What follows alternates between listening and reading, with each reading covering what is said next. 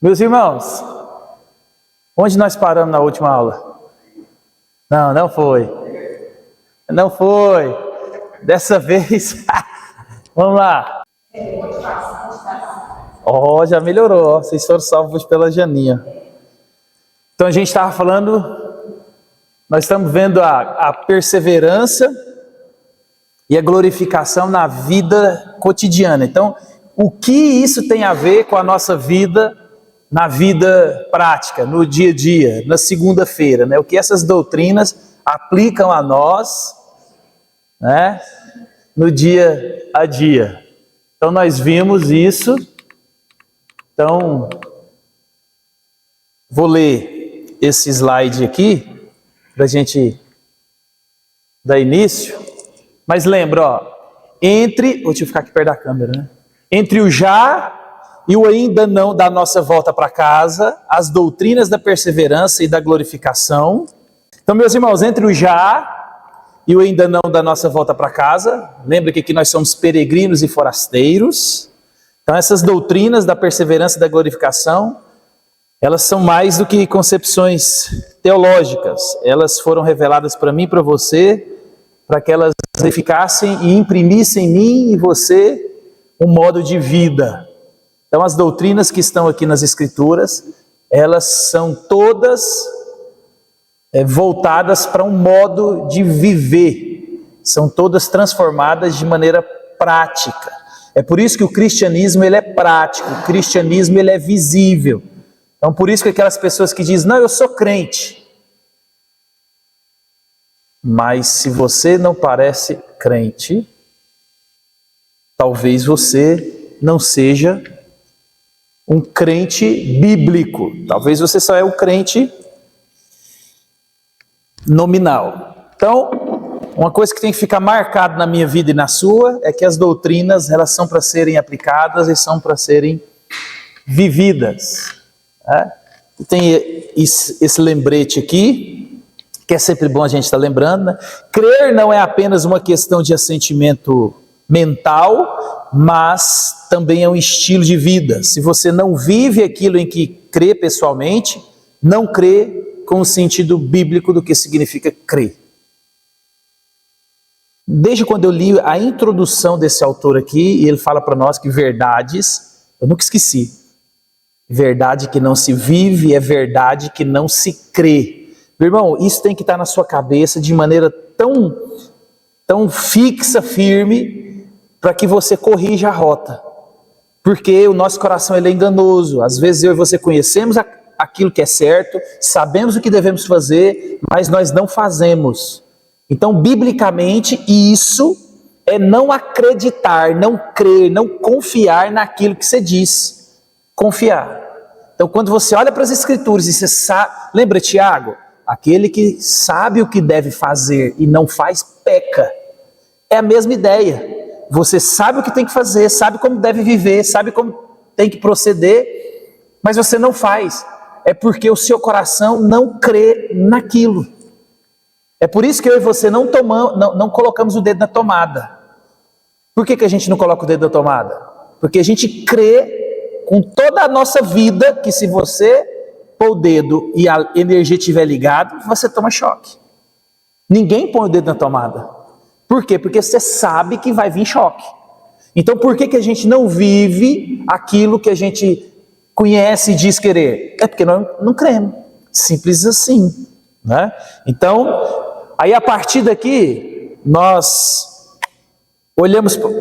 começamos a olhar, né, para algumas palavras que traz algumas implicações para nós lembrarmos da perseverança e da glorificação. Lembrando que a doutrina essa pergunta é boa a gente fazer. Então, lembrando que a doutrina da perseverança, basicamente ela vai dizer o quê? O que quer dizer a doutrina da perseverança?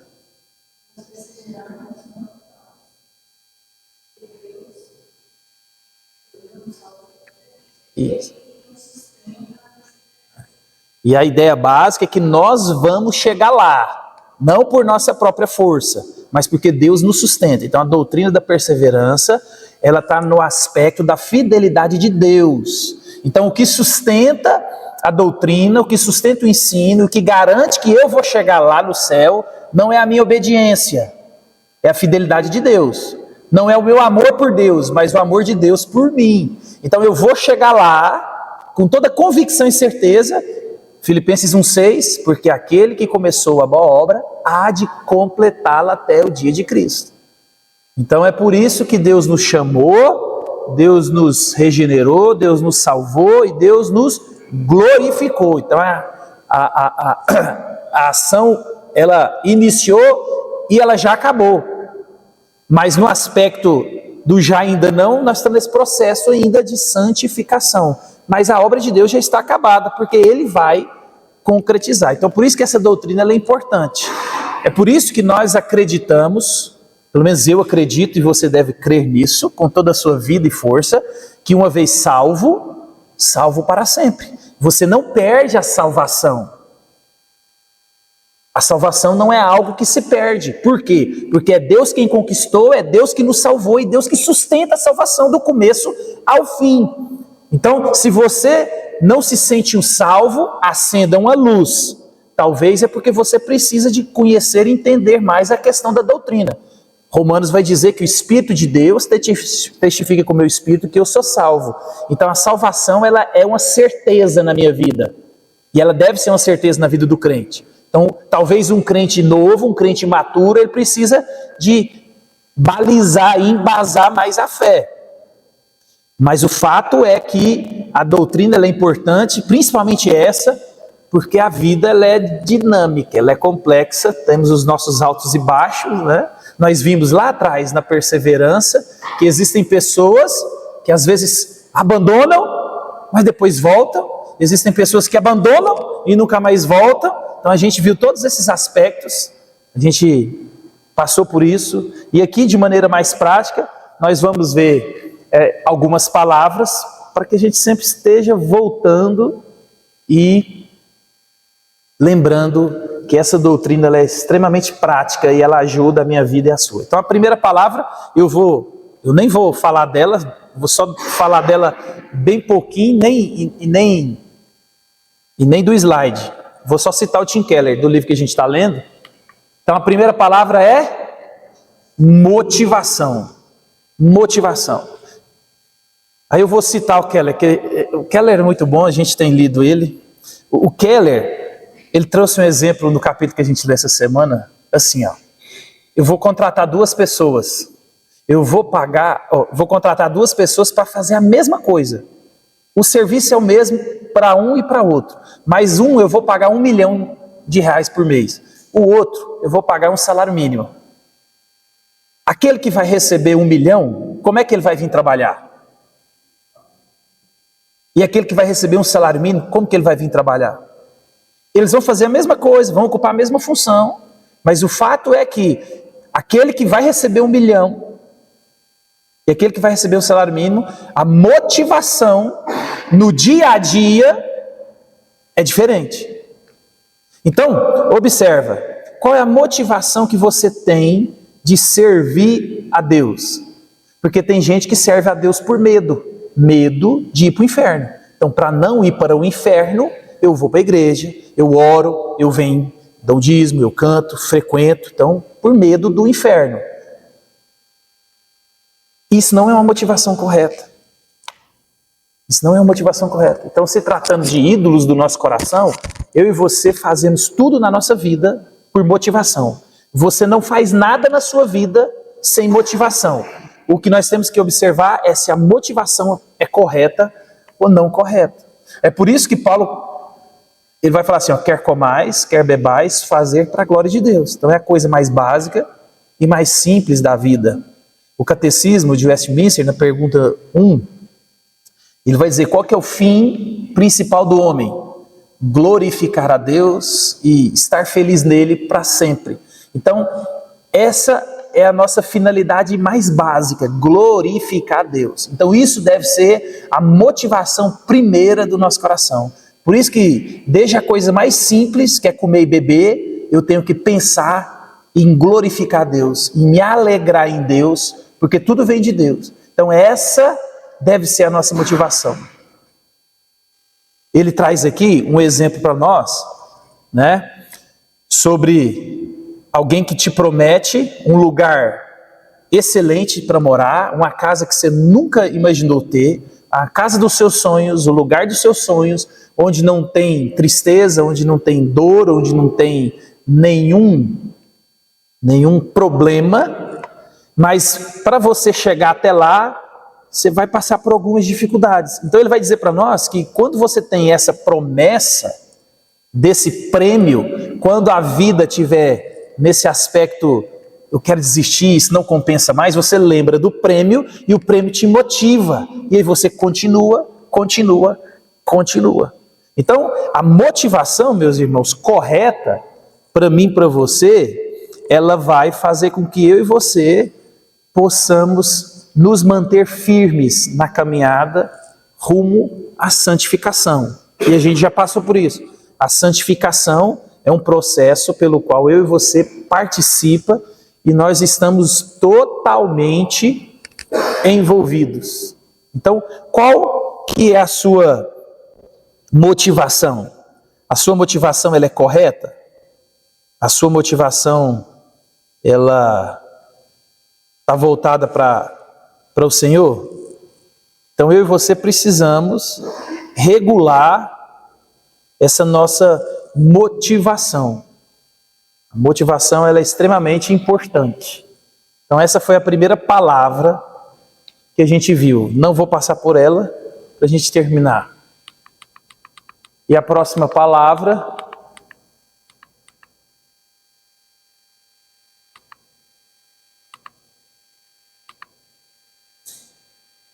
compromisso.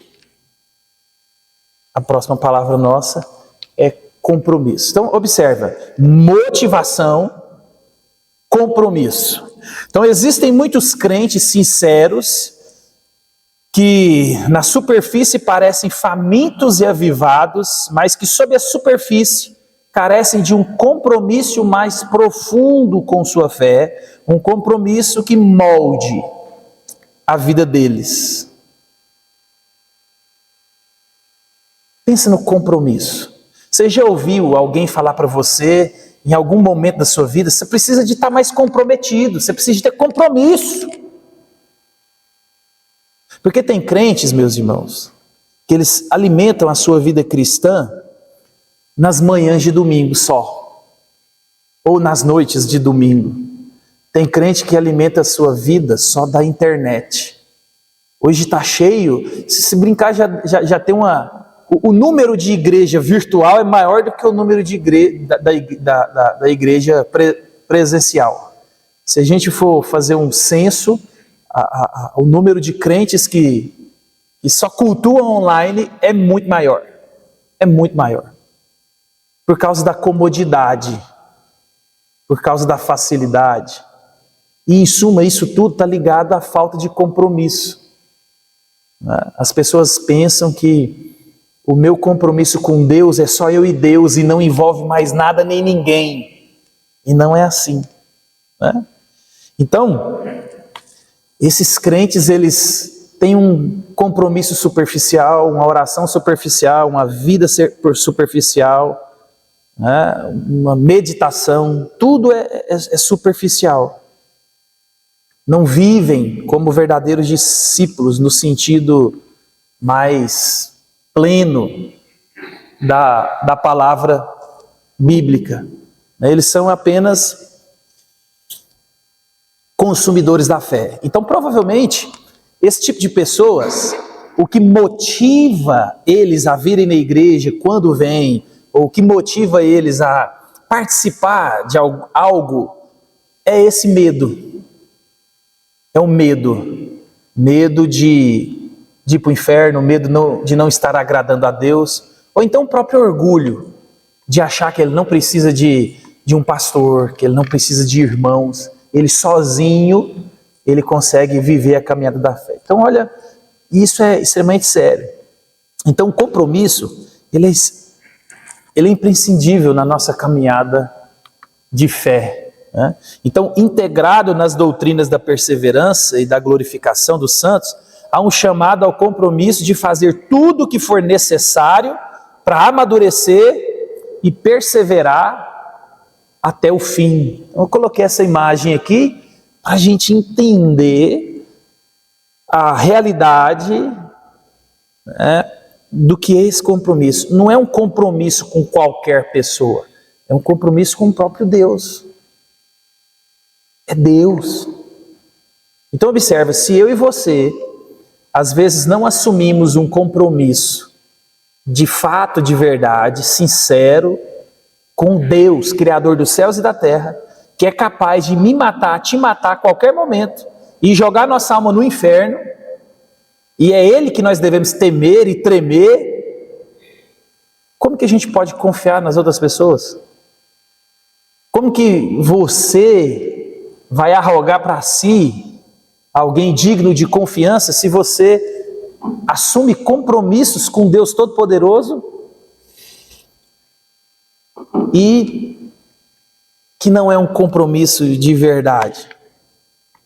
Então, o compromisso com Deus, meus irmãos, é uma declaração minha e sua de assumir essa responsabilidade e usar e buscar todas as ferramentas que Deus deu para mim e para você, para que isso seja possível. É por isso que ele colocou aqui, ó, fazer tudo o que for necessário para amadurecer. Lembra da exposição de domingo de Hebreus? Olha aqui, ó, o judeu, ele tinha uma percepção de um Messias rei, ele tinha a percepção de um Messias profeta, mas ele não tinha tanto essa percepção de um Messias sacerdote.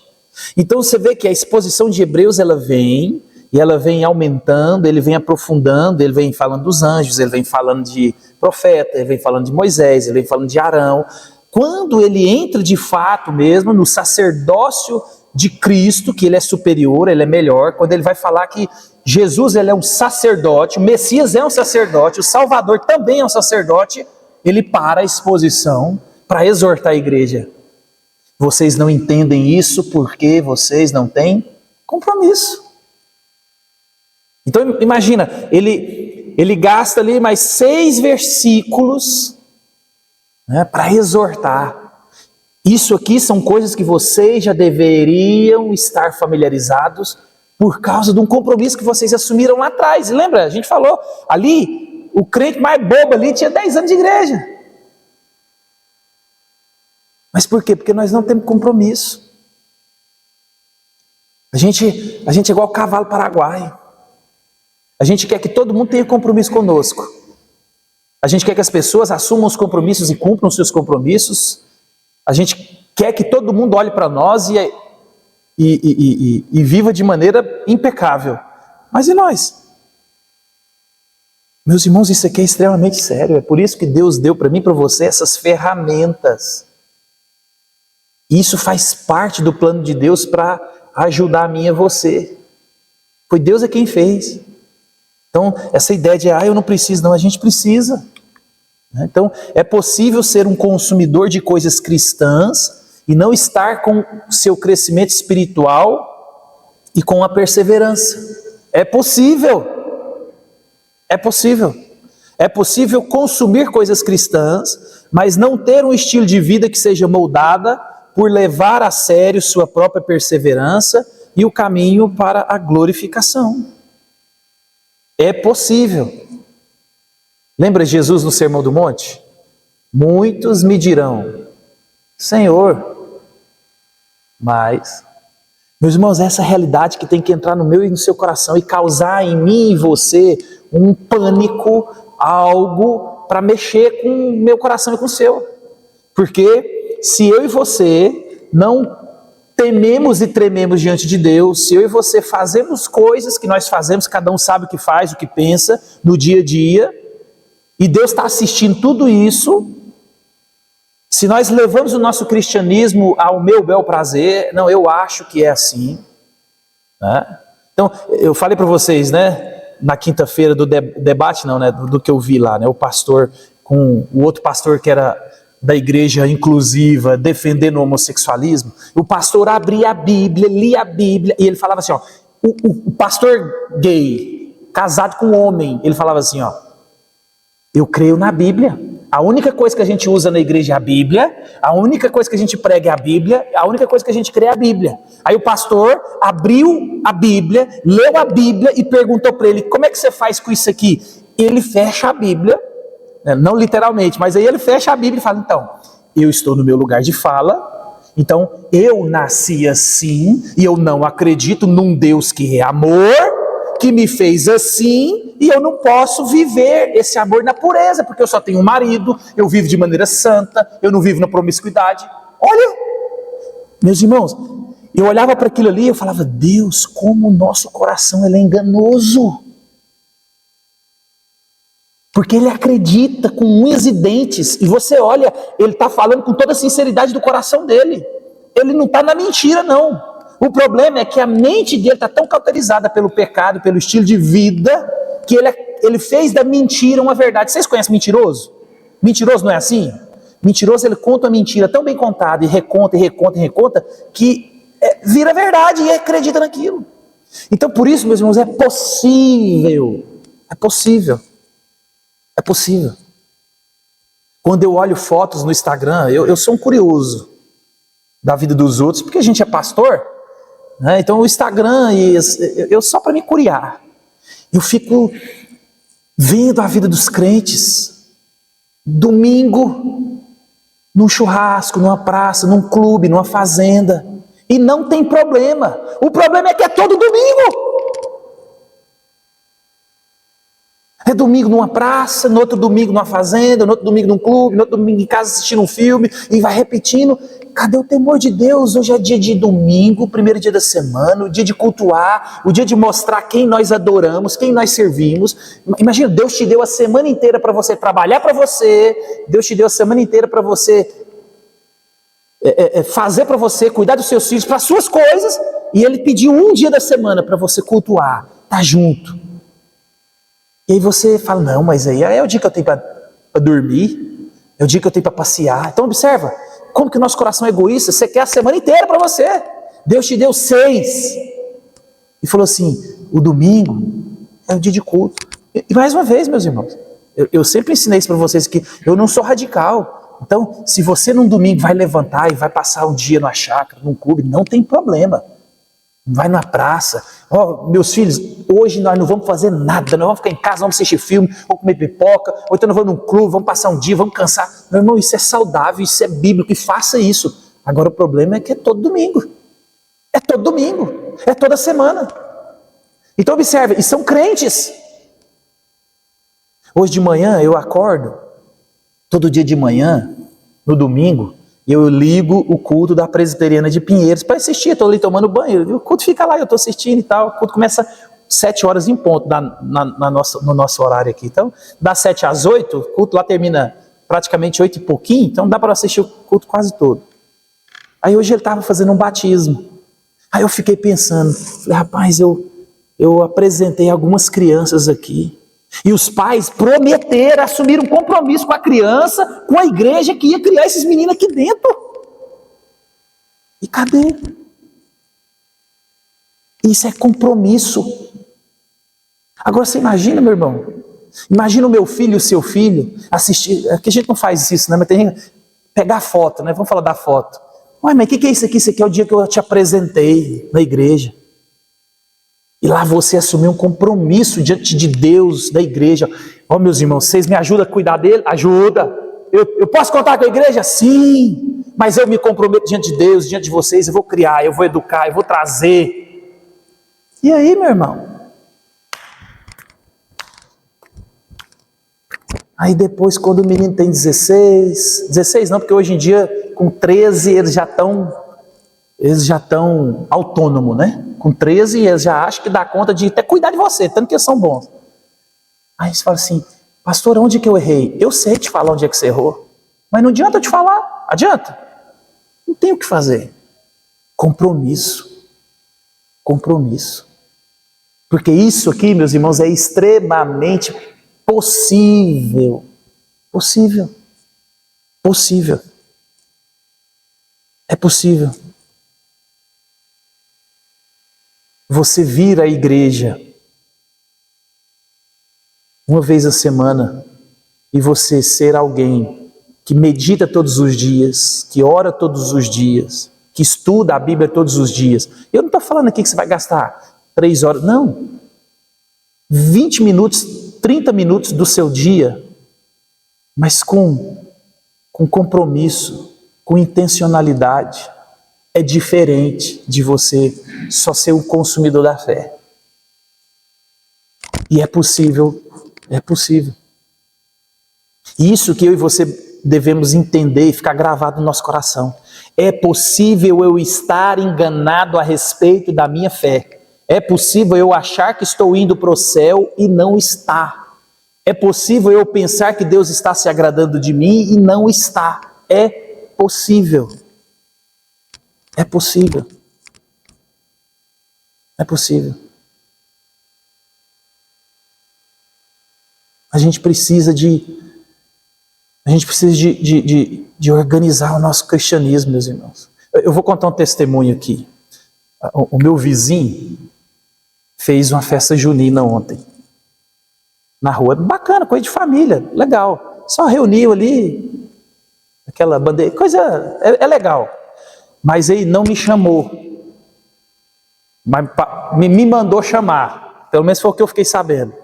Porque ia ter bebida, e assim, eu sou pastor. Aí eu não fui. Falei, não. Eu não tenho problema com isso. Vocês me conhecem. Vocês sabem que... Mas eu fiquei pensando, não foi isso. É porque ele chamou os meus vizinhos que é crente. E foi na casa, certeza. E por que não foi na minha? Se eu tiver oportunidade, eu topar com ela, eu vou perguntar. Eu falei, o que você viu na vida deles, ou na minha vida? O que você pensa sobre isso? Que você não tem problema em vir nos outros crentes chamar e não me chamar? Será que você tem uma concepção errada do pastor? Que ele é um santo, que não se mistura? Eu tenho que entender, eu não sei a resposta. Mas tinha crente lá. E não tem problema o crente estar lá. É um ambiente familiar. Não tem problema. Eu só quero entender. Porque, observa, como que a pessoa, o que passa na cabeça? Não, esse crente aqui eu tenho liberdade para chamar, esse aqui eu não tenho. Tem alguma coisa na nossa vida que está desregulada. E a gente precisa de entender isso. Porque talvez o problema está em nós. Porque se estiver em nós, a gente precisa de corrigir ontem. Se a percepção estiver no outro, não tem o que fazer. A gente pode só corrigir, ensinar e tal. Mas se é em nós... Porque se a pessoa olhar para você e achar que ele pode te chamar para qualquer ambiente e não tem problema, tem alguma coisa errada. Lembra, o ambiente lá era familiar. Não era familiar? Tranquilo, não tinha problema. Eles fazem isso todo ano, é legal. Na verdade, tinha que ser mais incentivado esse tipo de coisa. A pessoa na rua, as famílias, é bem legal. A família mesmo da minha vizinha lá é bacana. Tudo que eles fazem junto, até para brigar é junto. Eu nunca vi os irmãos unidos daquele jeito. E isso é bonito. Poucos pais conseguem fazer isso. Mas nós precisamos de entender isso. Que concepção que as pessoas têm do cristianismo, que são crentes, ou as que veem o cristianismo. Você está entendendo? Porque é possível consumir coisas da igreja. Eu só ouço música da igreja. Meu Instagram, versículo, eu passo aquelas correntes. Mas é possível você não ser um crente. Você ser um consumidor e alguém comprometido com as escrituras e com Deus é totalmente diferente. Sobre? Perguntar? Não, eu vou perguntar sobre ela.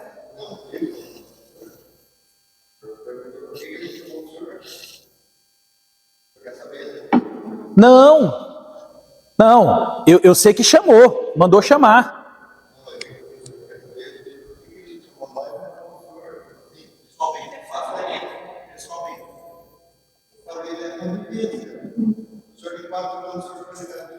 Não, meu irmão, mas não é isso não. Não. Não, é verdade, mas não é isso não. Não, não é isso não. Não, não, não.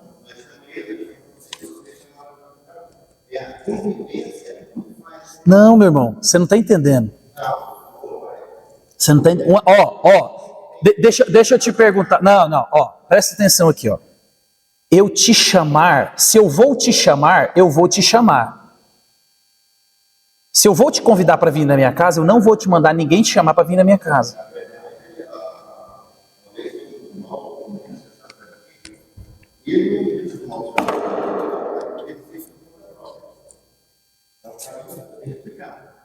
Então.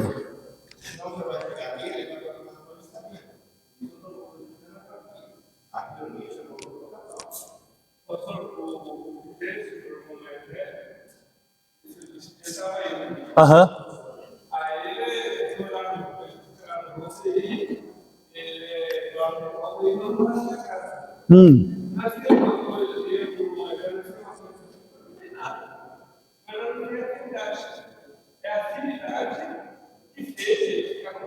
Não, vocês não estão me entendendo. Presta atenção.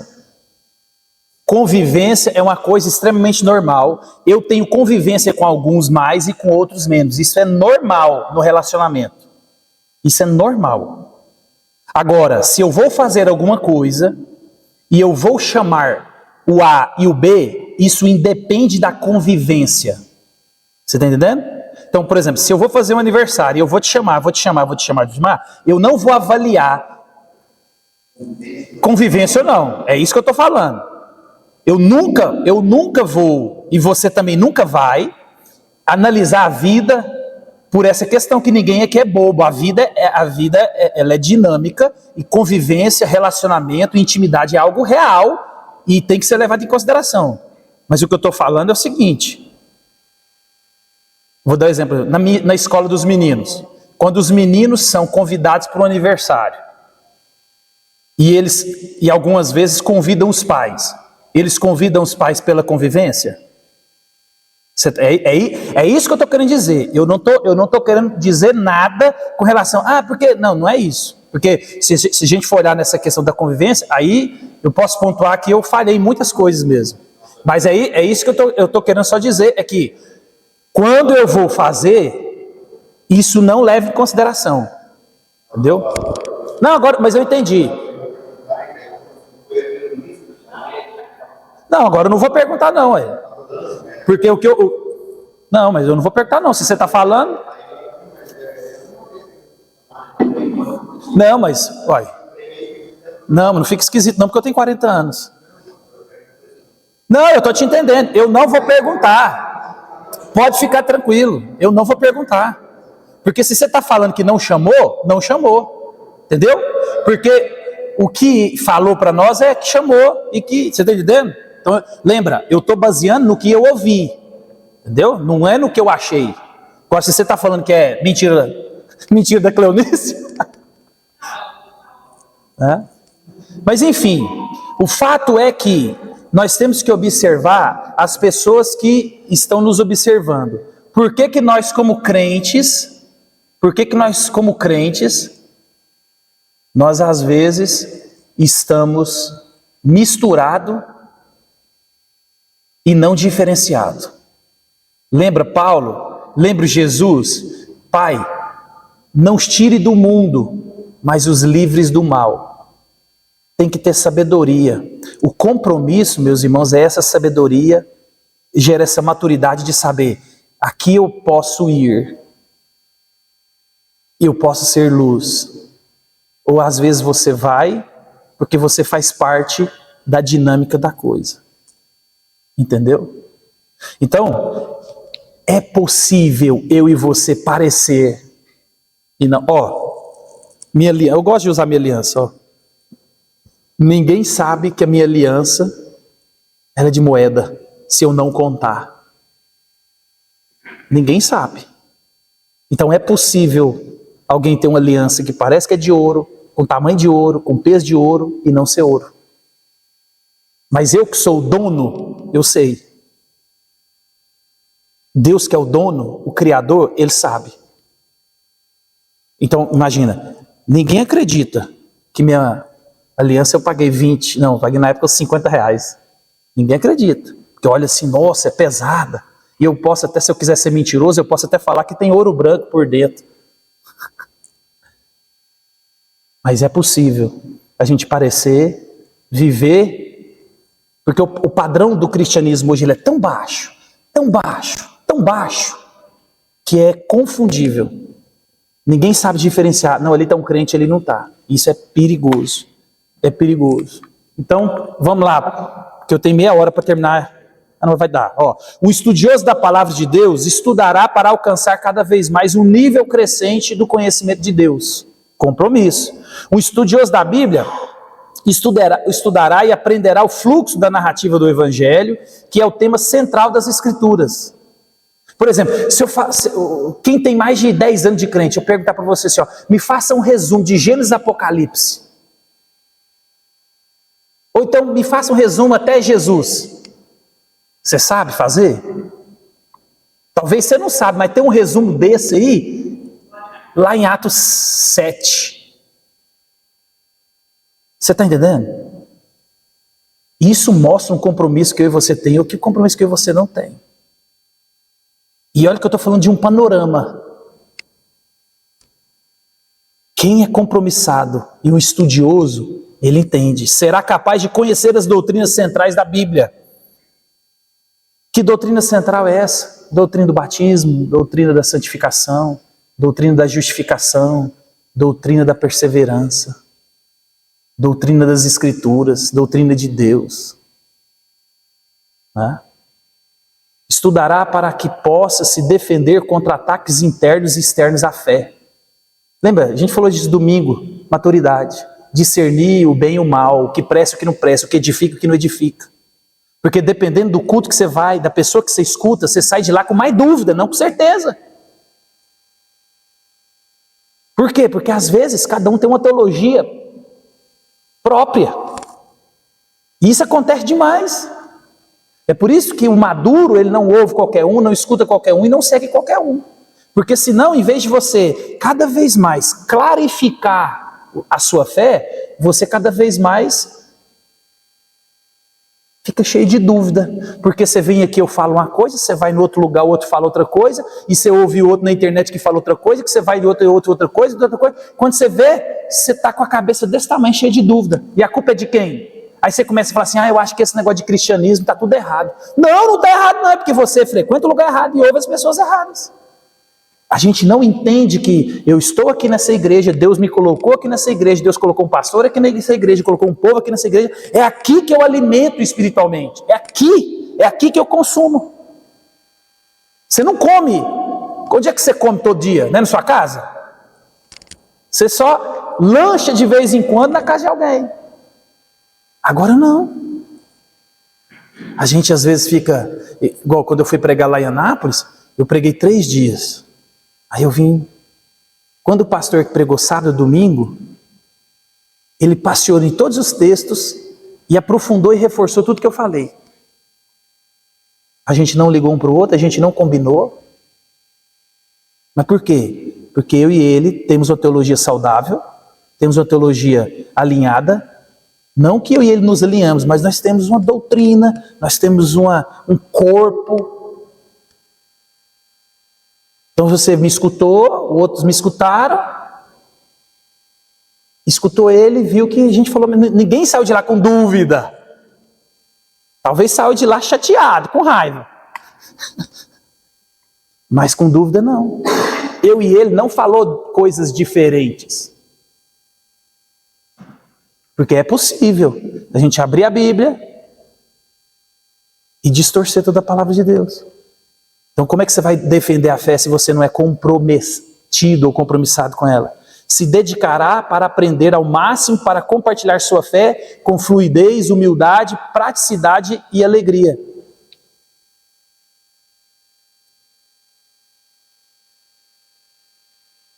Se reunir 3 pastores, qual é a 98% de chance? Se você vê 3 pastores reunidos, eles estão conversando sobre o quê? Se você reunir 4 pedreiros, 98% de chance eles estão falando sobre o quê? Reunir 3 caras do agro, eles estão conversando sobre o quê? Você está me entendendo? Por quê? Porque o meu coração, o seu coração está cheio de quê? Eu só estou querendo dar um exemplo. Então, está errado essa conversa? Não. Mas eu só quero mostrar para vocês que daquilo que a gente se enche, é daquilo que a gente transborda. Então, é normal e natural você conversar sobre aquilo que você está familiarizado. Então, se a sua vida é só ser construtor, mais nada, só sai aquilo. Se sua vida está familiarizada com agro, qualquer coisa você sabe. Se sua vida está familiarizada também com a fé, é o que sai. É simples assim. As pessoas às vezes querem mágica. Ai, pastor, eu queria aprender a compartilhar minha fé. O que eu faço? Se comprometa com ela. Simples assim. Tenha o que falar. Aprenda, aprenda, aprenda, aprenda, se encha, que é natural. Se você tem alimentado com intencionalidade a fé, quando você vê alguém triste, semana passada eu estava triste, eu li sobre isso, a Bíblia me fortaleceu sobre isso, eu orei sobre isso, falei com Deus sobre isso, aí eu encontrei na outra semana alguém triste, tranquilo. Você está entendendo? Encontrei alguém que está com problema com o filho, alguém que está com problema do casamento, alguém que está com dúvida, alguém que está com medo de morrer. Você passou por essa dúvida, todo mundo passa. Agora, se você passou por essa dúvida e só ficou com a dúvida, e não buscou, Senhor, aí vai ser 2, rapaz, eu também tenho medo de morrer. Nossa, posso nem falar para o pastor da igreja que eu tenho medo de morrer, senão ele briga comigo. Você está entendendo? Compromisso. Por isso que, quem tem compromisso se dedicará. O problema nosso, eu já perguntei para alguns que conhecem outras culturas, mas isso é um problema do brasileiro.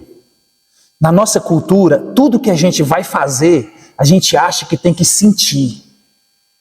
Aí eu tenho que sentir vontade, eu tenho que sentir amor. Meu irmão, não é assim. Não é assim. Meus meninos vão para a escola todo dia. E eu tenho que levantar, de vez em quando tem umas brigas, de vez em quando tem que estressar já na largada. Eles não estão com vontade, não. E eu e você também, nós terminamos o 2º grau sem vontade nenhuma. A gente casou, a gente vai trabalhar. Então observa, tudo que a gente tem que fazer todo dia, a maioria das coisas a gente faz sem vontade, é porque a gente tem compromisso. Eu tenho compromisso com meus filhos, que eu tenho que levantar cedo, tenho que colocar comida dentro de casa, eu tenho compromisso com a minha mulher, eu tenho compromisso com a família, eu tenho compromisso com o funcionário, eu tenho compromisso, por isso eu vou fazer, sem vontade. Então compromisso é isso, é dedicar aquilo que precisa de ser feito. Tem uma frase que os coaches gostam de usar, né? Homem faz o que precisa de fazer, não é o que está com vontade de fazer. É mais ou menos isso. Porque, primeiro eu e você faz o que precisa de fazer e depois Deus coloca a vontade no nosso coração. É assim que funciona. E isso tem uma realidade espiritual. Porque talvez o inimigo não está preocupado se você vai ser o melhor construtor de Lucas do Rio Verde, um dos melhores especialistas no agro, um dos melhores consertadores de bicicleta. Porque é isso. Mas agora, se você for um crente maduro, que conhece as escrituras, que se desvia do bem e do mal, e que ainda alerta outros, aí ele está preocupado, porque aí você vai arrumar um problema na cabeça dele, no reino dele. Mas lembra, motivação, compromisso, está tudo interligado. Então as doutrinas da perseverança e da glorificação também chamam cada um de nós para um compromisso de vida, de compromisso com oração. Imagina, a maioria de nós oramos assim, Senhor, obrigado por essa manhã, abençoa meu dia, em nome de Jesus, amém. Aí na hora do almoço, você é um cara crente, obrigado por essa comida, em nome de Jesus, amém. Aí você vai dormir, Senhor, obrigado pela noite e sono, em nome de Jesus, amém. Ou então quando você está com dificuldade, Aí você dá uma apertada, né? Porque nada melhor do que sofrimento, dor e problema para a gente ficar perto de Deus. Mas talvez a nossa vida de oração ela se resume a isso. Não é um relacionamento com Deus, não é você conversar com Deus. É como se Deus fosse o seu empregado. Senhor, abençoe meu dia, obrigado pela comida. Amanhã eu preciso almoçar de novo, hein? Não esquece não. Ó Senhor, tem um problema aí, você precisa de resolver para mim. Uai, não estou te entendendo não, ué. Que isso, ué? Sou eu? Como é que você deixa eu nesse sufoco aqui? Resolve o meu problema. E a gente vai fazendo isso de maneira automática. É lógico que você não vai falar com Deus desse jeito. Você vai ajoelhar, você vai, Senhor, tenha misericórdia de mim. Está difícil. E eu não estou criticando isso aqui não, a gente tem que fazer isso. A oração é constante, ore pela comida, ore de manhã. Mas lembra, a ideia é que é uma coisa automática, sem relacionamento, sem intencionalidade. Então, infelizmente, muitos não veem a oração como uma ferramenta poderosa nas mãos de Deus, destinada a nos manter próximos e seguros, a guardar nossos corações do pecado, a aumentar nossa afeição por nosso Senhor e nos envolver no trabalho de abrangência histórica e geográfica do reino de Deus. A gente tem orado pela expansão do reino, pela conversão de pessoas. Se você orar só pela conversão das pessoas que você ama e sabe que vai para o inferno e estão pertinho de você, e são pessoas que Deus colocou perto de você de maneira intencional, já é uma ótima coisa. Então, quando não vemos a oração dessa maneira, tendemos a vê-la como o último recurso da prática espiritual. Se nada funcionar, então nós vamos orar. Eu quero que vocês entendam que é possível eu e você vivermos um cristianismo, fazermos tudo isso de maneira desconectada de Deus. De maneira desconectada de Deus.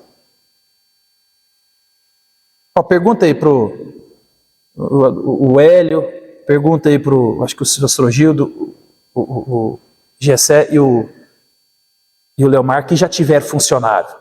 Eu tenho certeza que em algum momento eles tiveram algum funcionário que vivia assim, não dava satisfação, fazia por ele mesmo. Dentro da sua empresa, dentro do seu negócio, você é o responsável, você que paga, você que faz tudo. E que você chega lá e fala, ei! É comum isso. Pessoas que estão dentro da empresa, dentro do seu negócio, filhos fazem isso, está dentro da sua casa, dentro da sua gestão, e eles vivem assim, a gente faz do mesmo jeito. A gente é crente e a gente vai vivendo assim, sem conversar com o dono da coisa. Agora você imagina, como que você se sentiu quando você conversou com o funcionário, quando você orientou, falou assim, é assim, assim, assim que faz, quando é isso você me liga, não tome esse tipo de iniciativa, isso aqui você está... E aí quando você vê lá o tamanho da bomba, mas por que você não falou? Eu falei, não, porque eu achei que aí se eu fizesse assim e tal, imagina como que você se sentiu. Eu falei, não é possível. Eu te expliquei, te falei, te dei telefone, te dei recurso. É a mesma coisa. Só que nós somos pecador. A gente não vai agir com essa misericórdia toda. Você vai e manda embora. Agora Deus não. Respira fundo, tá bom, meu filho. Então vamos começar de novo. E Deus é bom. Mas eu e você precisamos de ver a oração não como esse recurso. Deu tudo errado, agora eu vou falar com Deus para Ele consertar. Não. Isso mostra um coração que é motivado pelas suas coisas. Aí Deus não é a primazia. Deus é só o socorro quando dá errado. É igual aquele filho que quer mostrar para o pai que vai vencer na vida, e aí quando ele bate a cabeça, ele liga para o pai e fala assim, pai, deu errado, sabe que você mandava um dinheiro aí para me socorrer. O pai só serve para isso, é o filho pródigo. Um queria o dinheiro do pai para gastar, e o outro queria o dinheiro do pai para guardar. É a mesma coisa. Um queria gastar e o outro só queria guardar, mas os dois estavam interessados só no dinheiro do pai. Isso é comum. Mas nós devemos orar, porque muito pode a sua eficácia, a súplica do justo. Nós somos chamados à oração. Então, a oração, meus irmãos, é uma comunhão real e viva com o Rei dos Reis. A oração não é apenas orar sobre a obra do Senhor, é fazer a obra do Senhor. Tantas coisas que precisam ser feitas e que não temos poder algum. A oração leva essas coisas para aquele que tem o poder e a vontade de fazer a obra do Evangelho e produzir o fruto do Evangelho que nenhum ser humano jamais poderá fazer ou produzir. Esse dia para trás eu estava pensando nisso. Igual, por exemplo, a gente aqui tem gente descrente que a gente queria que tivesse na igreja. Só que o que você faz para convidar essa pessoa, para envolver essa pessoa? Nada. Mas aí eu estava pensando, quando a gente era moleque, jovem, aí aquelas paquerinhas, sabe? O amigo da amiga, a amiga da amiga, aquele negócio todo assim, a gente armava o circo para os dois encontrar, não era assim? Você armava o circo, você combinava com um, combinava com o outro, ia para uma festa, você armava o circo para ter um encontro. Nos bastidores, ninguém sabia de nada, o grupinho estava, vamos armar o esquema aqui para os dois se encontrar, para os dois terem um tempo juntos, vamos aqui. A gente fazia isso. Por que para trazer para a igreja você não faz isso? Eu e você não salva ninguém, eu e você não muda o coração de ninguém, mas Deus faz. Por que você não chega e fala, Senhor, nós precisamos de uma estratégia aqui, o Senhor é o cara da estratégia, me dá uma estratégia aqui, eu preciso de falar com fulano, me dá uma estratégia que eu preciso de envolver o fulano, e coloca o fulano na oração, e gera ele na oração com Deus. Senhor, eu vou trazer ele para almoçar, aí eu trago mais um irmão da igreja para ele estar. Você vai criando estratégia. Quando você vê, até você dar aquela chascada final e trazer ele para a igreja. Aí ele está ambientado. Você armou Você está entendendo? Mas a gente não faz isso. É porque a gente não aprendeu a pensar. Por exemplo, você gosta de pescar. Tem um Wellington que gosta de pescar. Tem um amigo meu que não é crente, não gosta de crente e gosta de pescar. Wellington, tem um cara que é crente aqui. Tem um cara descrente aqui, eu estou orando por ele. Vamos marcar nós dois uma pescada. Vamos passar o dia com esse cara. Igual crente. Normal, vamos pescar. Mas aí ele já gostou do Wellington, o Wellington conta piada. Rapaz, não sabia que crente podia contar piada e rir, não. O Wellington é um cara agradável. Depois nós vamos marcar um churrasco lá com o Wellington. Aí você vai. Aí quando você fala, vamos para a igreja. Aí vou, eu conheço o Wellington, conheço você. Aí você chega aqui, ele conhece mais um, conhece mais outro. Meu irmão, caiu aqui dentro, aqui, a casa caiu. Deus pega. Deus pega e dá uma chave nele. Você está tentando envolver. Isso é compromisso.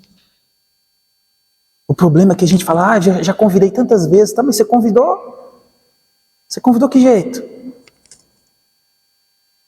A gente é sistemático. Tem gente que é assim, você fala assim, ô Gessé, vai lá em casa almoçar. O Gessé vai falar assim.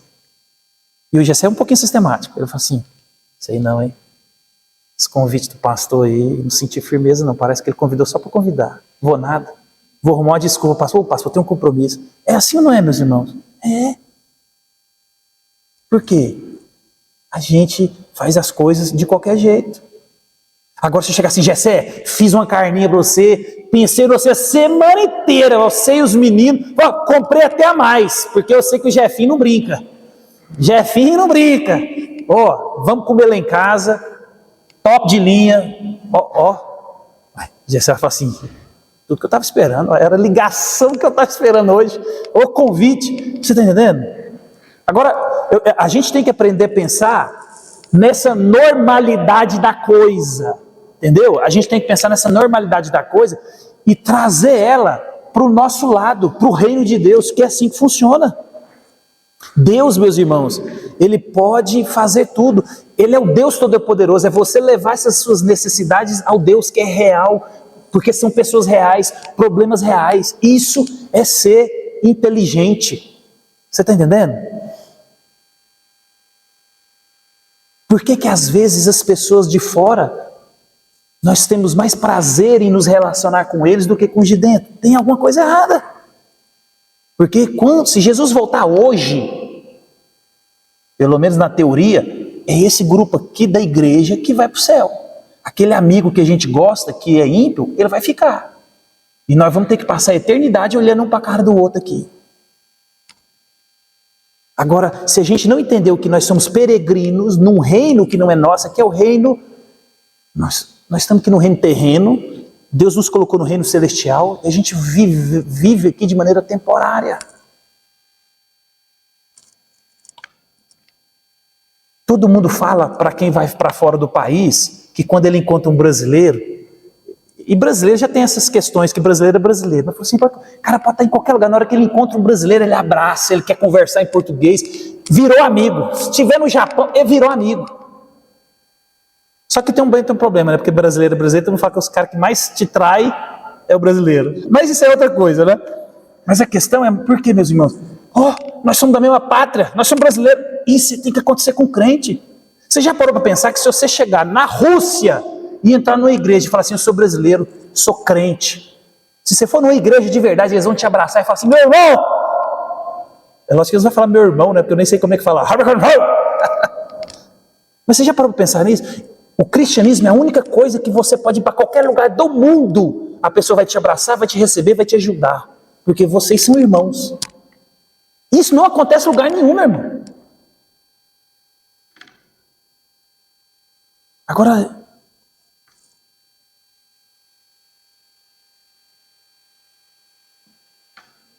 eu vou aqui, tem mais 15 minutos aqui, eu vou... Então vamos rápido aqui. Então, ao fazermos isso, estamos seguindo o exemplo do Senhor, orando para que o nome de Deus seja reverenciado, para que o seu reino venha e sua vontade seja feita, aqui e agora, onde Ele nos colocou. Então, na oração, fechamos o nosso coração para a adoração do mundo e nos entregamos à adoração de nosso Pai Celeste.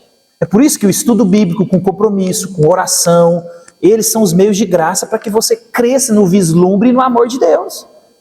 Quanto mais você conhece, mais você ama, mais você deseja. Se não está investindo tempo nos compromissos, hábitos e disciplinas fundamentais para os quais essas doutrinas nos chamam, outras coisas em sua vida preencherão esses lugares em seu coração e em sua agenda. Nós vemos isso, o Tim Keller fala sobre isso. Eu e você somos pessoas que adoram por natureza. Deus nos fez assim, seres para adorar. Deus colocou esse senso de adoração em nós. Se você não estiver adorando o Deus verdadeiro, você estará adorando outras coisas. É por isso que a nossa motivação e o nosso amor deve ser maior para Deus, o Deus totalmente verdadeiro. Por quê? Porque se a nossa motivação e o nosso compromisso com Cristo Jesus não for maior do que tudo, vai ser com outra coisa. Você vai adorar alguma coisa, você vai servir alguma coisa, isso é um fato. Todo mundo é assim. Todo mundo é assim. Agora, quem que você está adorando que é o problema. Então, o conhecimento de Deus, o amor a Deus e o compromisso com esse Deus vai fazer com que você ame cada vez mais, se interesse cada vez mais e descubra que tem outras coisas que estão ocupando o lugar de Deus na sua vida e você vai tirando. Porque lembra, o ídolo, isso é uma coisa, você vai morrer matando o ídolo no seu coração. Então, temos de fazer certas coisas cotidianas apenas para manter nossa saúde física, econômica e relacional. Mas será que todos esses compromissos necessários são moldados por um compromisso transcendente? Quanto tempo e energia estamos investindo em nosso próprio crescimento na graça de Deus e na perseverança?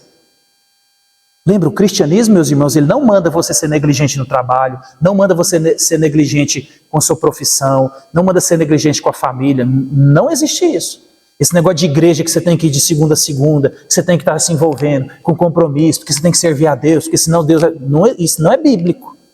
A gente entende, Deus entende isso. Ele te colocou no mundo, o mundo ele funciona de maneira ordinária. Você tem que trabalhar, você tem família, você tem que... Isso tudo você tem que fazer. Mas o problema é, o que te motiva e o seu compromisso está com Deus que transcende tudo isso, que nós temos a responsabilidade para fazer...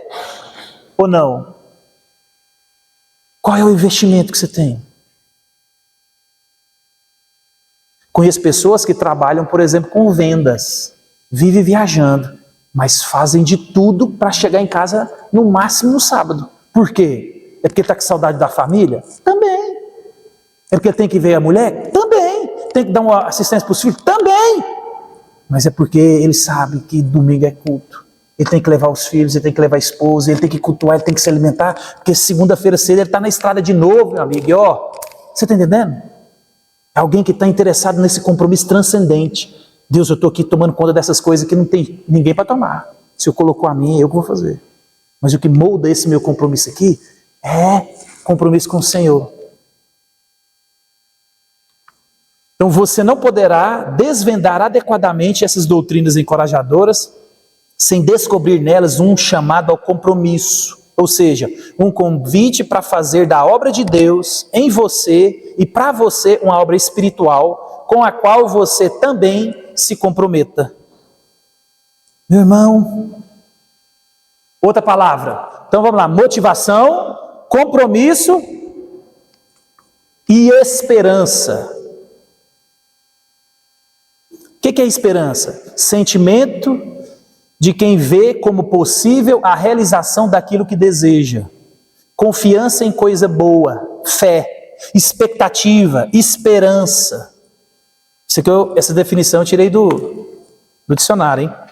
Todo ser humano busca isso, na maioria das vezes, porém, não percebemos que estamos envolvidos nessa busca constante e interminável. A sua esperança é trazer mantimento para sua casa, para dar conforto. Isso é esperança.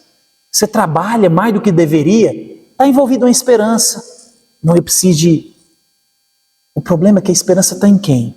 Né? Eu e você precisamos de continuar motivado para fazer tudo o que a gente faz. Porque é essa motivação e esses motivos que nos encorajam a fazer as tarefas que nós temos que fazer. E a vida, meus irmãos, ela é difícil. Ela é cheia de coisas que eu e você não planejamos, coisas que eu e você não esperamos. E o que tem nos dado esperança? Eu estava vendo um filme que chama Invencível. A esposa era crente, o marido alcoólatra, sem esperança. Mas ela perseverou, porque a esperança dela não estava que a cura da família e do marido estava nela mesma. E o filme é maravilhoso de assistir, é baseado em fatos reais. Até que Deus, chama Invencível, até que Deus encontrou, Deus salvou, porque a esperança no lugar certo, o único que podia resolver a situação. Existem pessoas, eu sou um pouco assim, que são pessimistas quanto à vida. Se você falar para mim, ó, vamos para um garimpo, lá está dando dinheiro, eu vou falar assim para você, ei, não tá. Se você falar para mim, ó, vamos para o aniversário, top, só comida boa, eu falei, certeza que esse pessoal não comprou aquele salgadinho da padaria da esquina. Tem gente que tem esse lado mais pessimista da vida, e não é ruim de tudo. Né? Tem um lado pecaminoso que a gente tem que tomar cuidado. Porque tem gente que só vê a coisa com empolgação. Vamos lá, porque vai dar certo, que não sei o quê. Ei, você está doido? Não põe seu dinheiro aí não faz isso. Não, vai dar certo. Tenha fé, rapaz, você não é o cara de fé. Então, a gente precisa desse equilíbrio. Né? Por isso que Deus sempre coloca uma mulher com esperança e um homem pessimista, ou vice-versa, um homem pão duro e uma mulher gastadeira, ou uma mulher pão duro e um homem gastadeiro. Sempre Deus dá uma equilibrada, porque senão bagunça o coreto. Mas eu e você precisamos de olhar para essa dinâmica da vida. Às vezes a gente olha tendenciosamente da maneira mais negativa da vida, pessoas como eu, assim, que são um pouco mais pessimistas. Mas nós temos que aprender a olhar com esperança. Paulo, ele traz esse olhar contente e alegre da vida. E Paulo, ele vai mostrar para mim e para você o porquê disso. Olha o que ele vai dizer. Naquele tempo, estáveis sem Cristo, separados da comunidade de Israel, estranhos às alianças da promessa, não tendo esperança e sem Deus no mundo.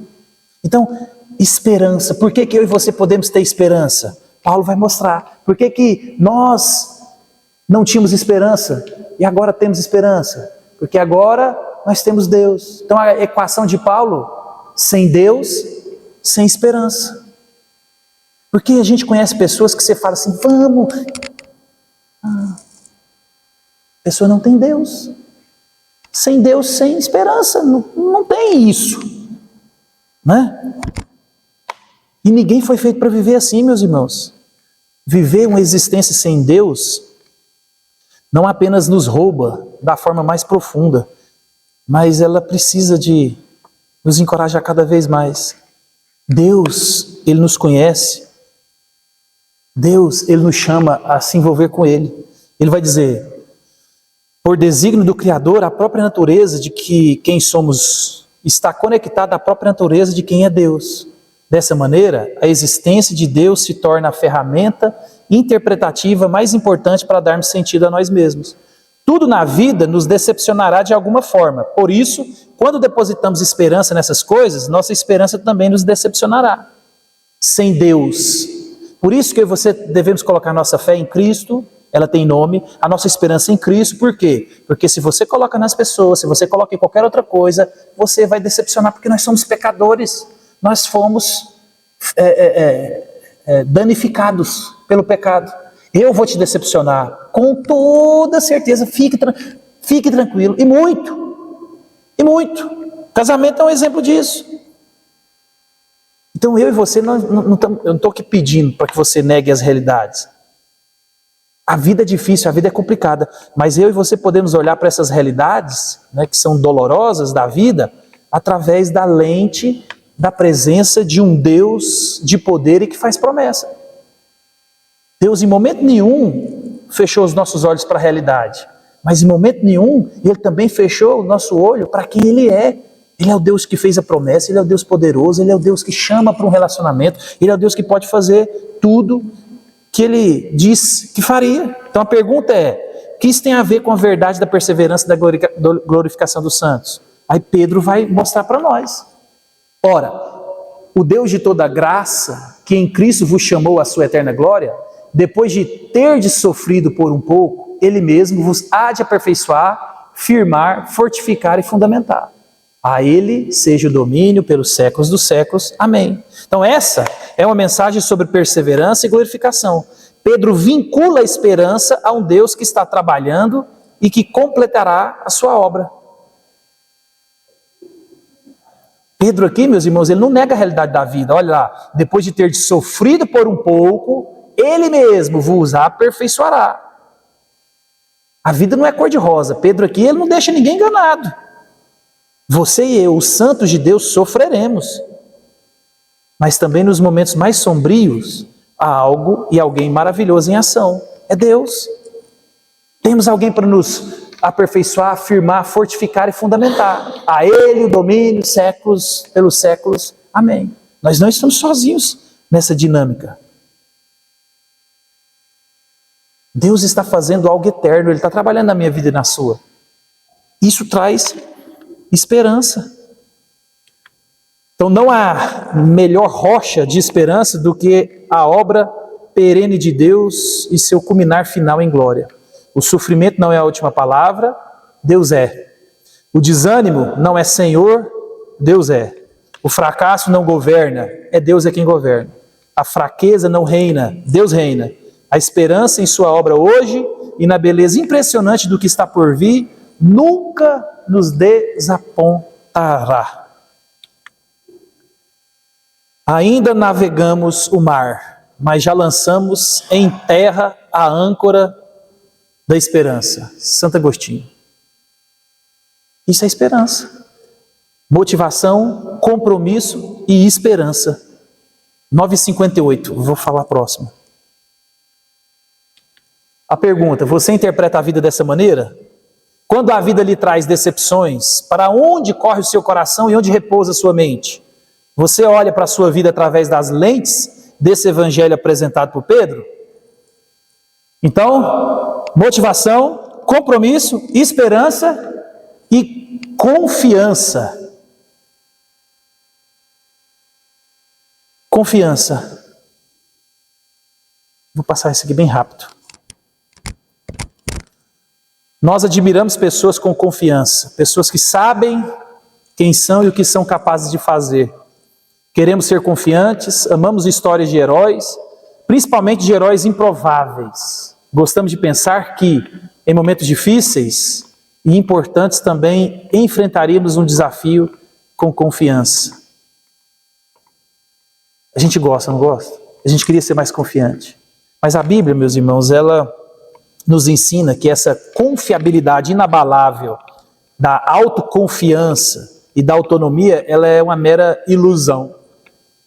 A gente quer ter confiança, a gente gosta de pessoas confiantes, mas essa autoconfiança em mim mesmo é uma ilusão. Jeremias vai dizer que maldito o homem que confia na força do seu braço. Eu e você, nenhum de nós é tão forte que não possa ser derrotado, nenhum de nós tem esse poder. Nenhum de nós tem esse controle da vida e das coisas que acontecem. A dinâmica é que as pessoas mais fortes e as mais fracas, elas sempre perecem diante dos dilemas mais significativos da vida. Olha para Jó. Porque eu sei que o meu Redentor vive e por fim se levantará sobre a terra. Olha a confiança de Jó estava onde? Aquele que começou a boa obra há de completá-la até o dia de Cristo. Pois tu és a minha esperança, ó soberano Senhor, em ti a minha confiança desde a juventude. Cristo, meus irmãos, irá nos conduzir a um futuro glorioso. A minha confiança e a sua confiança não deve estar no pastor, na igreja, nos irmãos, no cônjuge, nos filhos, no governo ou em qualquer outra coisa. Se eu e você depositarmos essa nossa confiança, e lembra, você precisa de pessoas, confiar nas pessoas é lícito e você deve confiar. A ideia aqui não é de você não confiar nas pessoas, mas a ideia aqui é de você depositar toda a sua confiança na capacidade do homem. Não faça isso. Por isso que Jó, aconteceu o que aconteceu, ele vai dizer, o meu Redentor vive, eu sei, eu não entendo, não sei o que está acontecendo, não sei nada disso, mas eu sei que ele vive.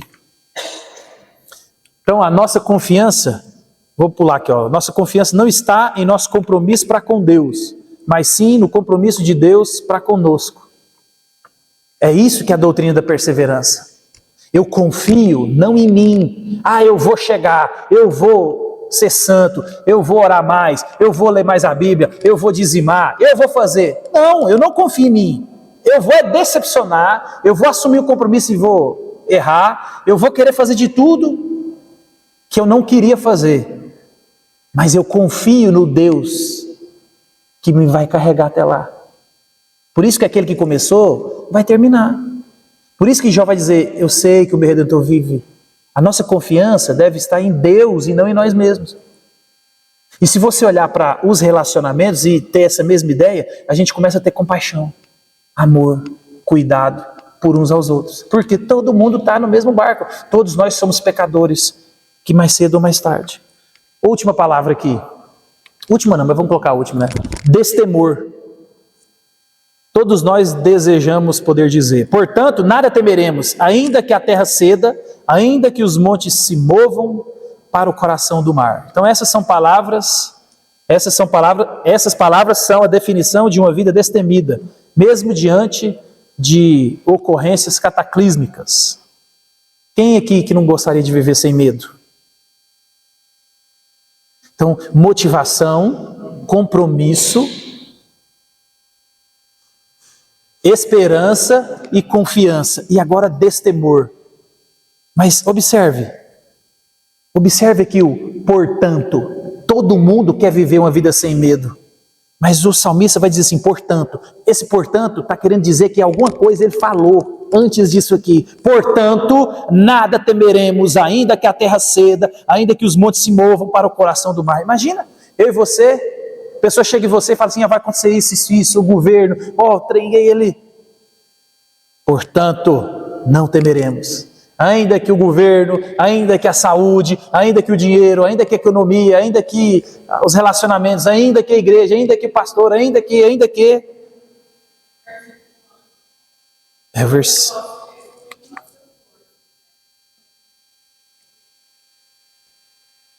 Versículo 1, Deus é o nosso refúgio e fortaleza, socorro bem presente na angústia. Portanto, nada temeremos. Essa é a dica.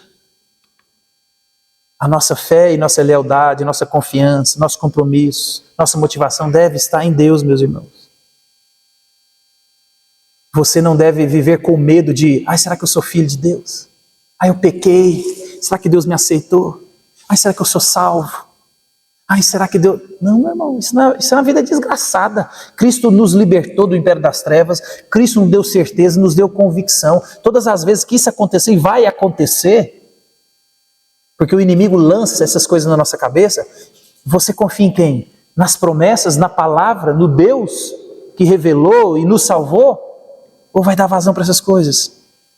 Aqui está a razão pela qual todo filho de Deus pode viver uma vida não torta, retorcida, distorcida, nem dirigida pelo medo. A vida cristã não deve ser uma existência cheia de medo. Meus irmãos, a vida cristã ativa, comprometida e corajosa deve ser motivada pela alegria suprema de saber que Deus nos tomou como seus, né?